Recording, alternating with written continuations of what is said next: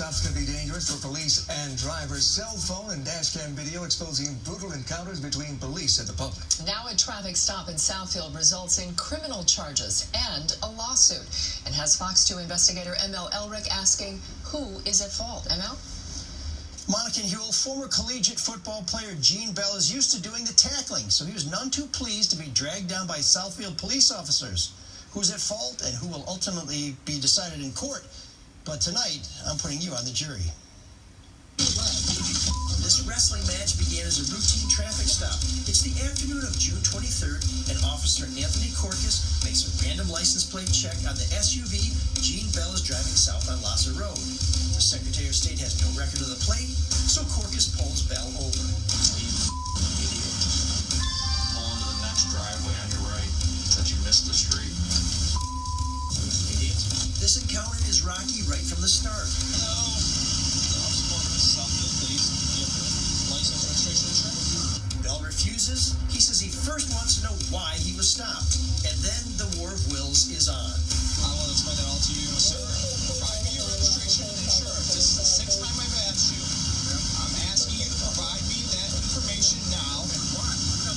By now, additional officers have arrived. Frustration has set in. I've asked you 15 times to provide this information. Sir, okay, I'm going to ask you one more time, and I'm going to place you under arrest for resisting obstruction. Okay, this is going to be the last time I'm going to ask you.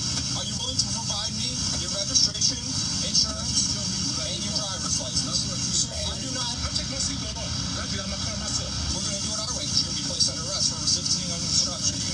Don't do it. Boy, I'll break your hand. I will break your hand. Come on, you don't do it. Don't do it. Don't do it. Don't do it. Sir, I'm getting out.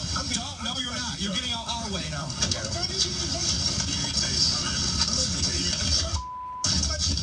Oh, you left on the ground. I'm not on the ground. Get on the ground. Get off the ground. Get on the ground now. Give me your arm. Give me your arm. Give me your arm. I will tase you. Take your arm. Give me your arm. Last chance. Give me your arm. Give me your arm. I'm gonna get them on him. Get on the ground. You give me your hand.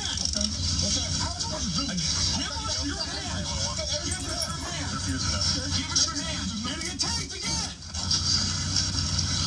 I hear you cuff. I got him to tase the point. Cuff. I'm trying. Cuff.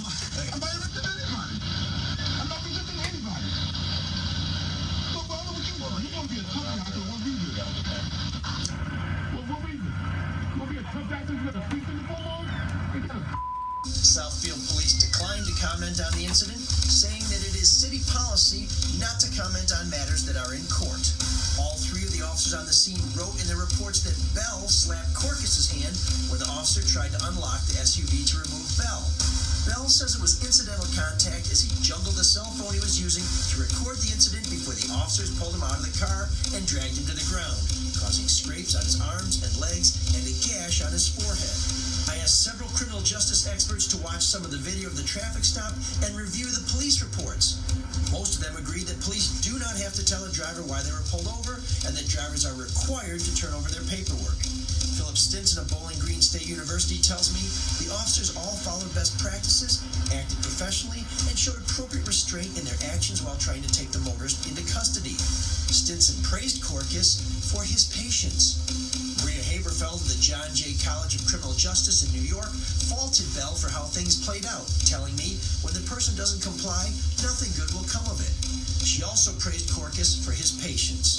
Haberfeld says she understands why Bell was offended that an officer called him boy and felt the officer's language was a problem, but attributed it to the heat of the moment. John Blum of Force Concepts found fault with just about everything Corcus did, starting with his attitude, his body language, and his decision not to let Bell get out of the SUV on his own. Blum's company trains police all over the country. He also criticized the officer's language and failure to de-escalate the situation. According to National Highway Traffic and Safety Administration guidelines, Corcus started out right by greeting Bell and introducing himself. But guidelines then recommend that officers inform drivers why they were stopped and avoid asking drivers for their license and vehicle registration before telling the reason why you stopped them. This creates unnecessary tension and it gives the driver an opening to question you instead of you asking the questions. Bell accepts some of the blame for the tension that built up on that otherwise beautiful June afternoon. But he says it wasn't until one of the officers used one word, just 3 letters, that things got out of hand. Don't do it. Boy, I'll break your hand. What does the term boy mean? That word is so demeaning and hurtful in the black community. And when a white person calls you a boy and you're over 21 years old and you're not a boy, I could be his dad and he gonna call me a boy? You really, that's all right to do? That's hurtful. It's hurtful. It's, I just can't tell you the pain that I feel when I hear that word, because I think it's a racist term. He meant it by racist. He meant to demean me. He meant to show that he had power over me. He meant to utilize his authority over me because I was a black man. A man, not a boy. Bell is 61 years old, though the officers didn't know that when they met because Bell wouldn't turn over his identification. He played football in the late 1970s for Bo Schembechler's Michigan Wolverines. Charles White's disputed touchdown for USC in the 1979 Rose Bowl is still a painful memory. White is number 12. Bell is number 42. Despite his success in multiple sports in high school, Bell says growing up in a predominantly white, working-class steel town wasn't easy. I grew up in East Liverpool, Ohio. I have been called many names in a small town. More than 40 years later, memories of a game in nearby Salem, Ohio still sting. They had banners on the wall and they urinated all over the floor and said, "Go home."